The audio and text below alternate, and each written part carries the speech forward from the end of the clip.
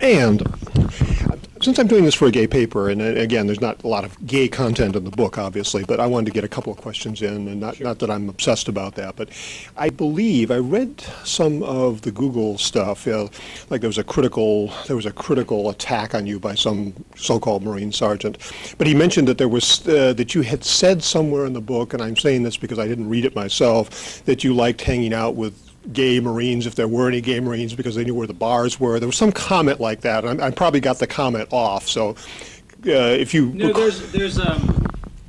there was our corpsman who didn't a corpsman who I knew, who's a Navy guy who served with my platoon in Okinawa, not in the desert.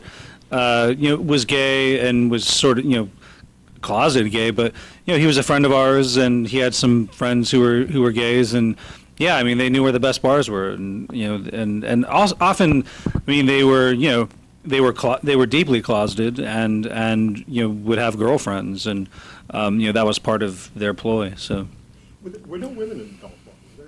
Oh, there were women. There were women, but I was in the Marine Corps infantry, and there are no women in the Marine Corps infantry.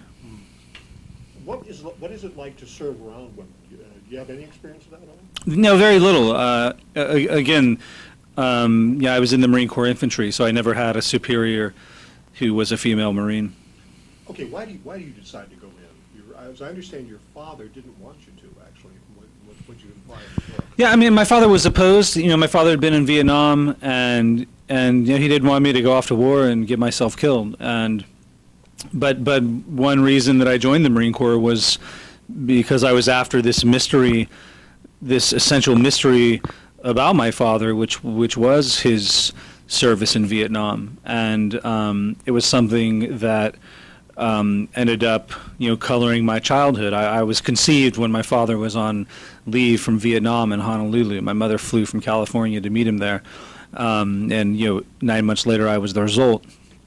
And my father wasn't. It's not as though he was like this dark, menacing, drunk vet, but there was, his combat service definitely colored my childhood, and I only realized, years later that I was after this same experience that he had because I was unable to understand it. Why do you think he didn't want you to do it? Well, because he'd seen the horrors of combat, and he'd seen men die, and he'd also, Vietnam was, a messy war. He would fly into the villages prior to them being bombed and clear out as many people as he could, and he's told me the story of a 70-year-old woman trying to get on the helicopter that was full and not being able to help her on as she clutched the chicken, the one thing in the world that she owned, and 20 minutes later they bombed the village and she died, obviously, and those are things that happen at war, and he didn't want me to experience the same things. You say there's a great passage in the book where you say you knew you made a mistake. It's like the fake branding. Talk about that. Did that thought really go through your head? Yeah, I mean, in the film it happens at the fake branding, and it actually, well, that statement comes during boot camp, and I really did. The visions that the Marine Corps recruiters offer you, are radically different than what happens when you land at Marine Corps recruiting depot. The recruiters call you dude, they call you pal, they call you buddy. You go for a nice little jog, and you do some pull-ups and push-ups, and they talk about getting laid, and they talk about the horrors, and they talk about all the crazy stuff you'll do and the great buddies you'll meet. And all of those things will probably eventually happen, but first you're sent through this thing that is truly a crucible. And one day my mother was making me fried eggs for breakfast, and the next day a drill instructor was calling me a fuck face and a cum sucker, and et cetera, et cetera, et cetera. And that was shocking. That was, regardless of whatever fantasies I'd had about becoming a Marine, whatever fantasies about the Marine Corps that were going to propel me, that propelled me into service, the reality was radically different. One of the great things in your book is that first chapter where you talk about how all anti-war movies become war propaganda movies. talk about that, because that's one of the things that I didn't go to war in Vietnam, but only because of my eyes. And I did go to, I went to a physical. I failed it because of my eyes.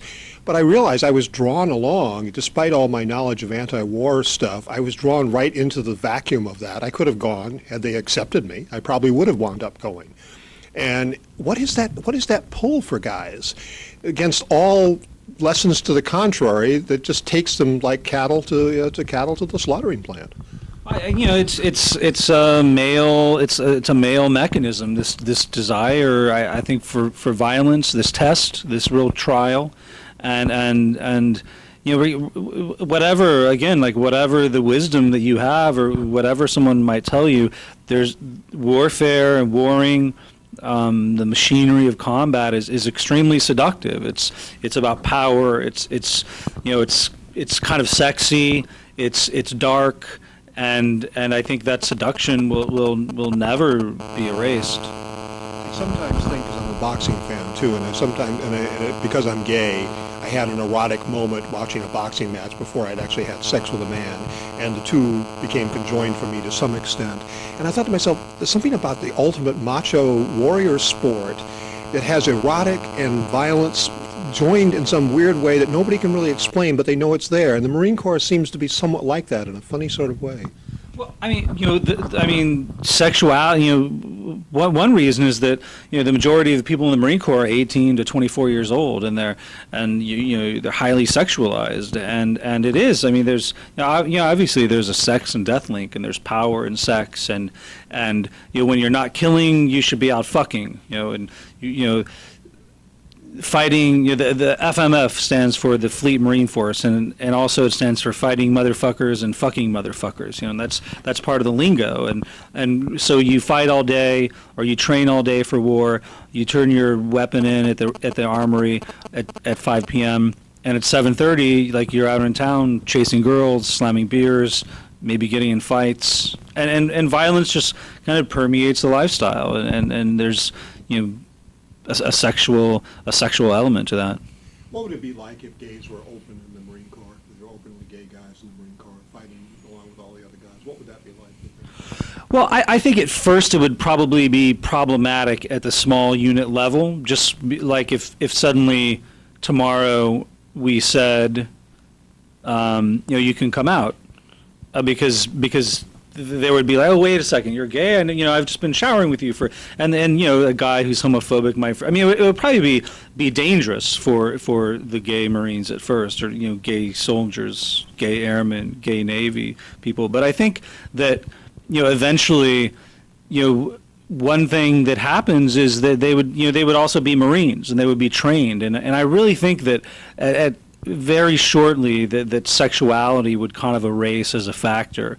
And the Marine Corps was one of the first services to start to integrate racially, and that's one reason, because there's the scene that opens up the film, and it's also a scene early on in the book where the drill instructor says, like, you are not white, you are not black, you are not yellow, you are not a Navajo, you are not a Mexican, you are a Marine, and you're green. And at some point, I think that would also happen in terms of sexuality, that, like, you're a Marine first and foremost.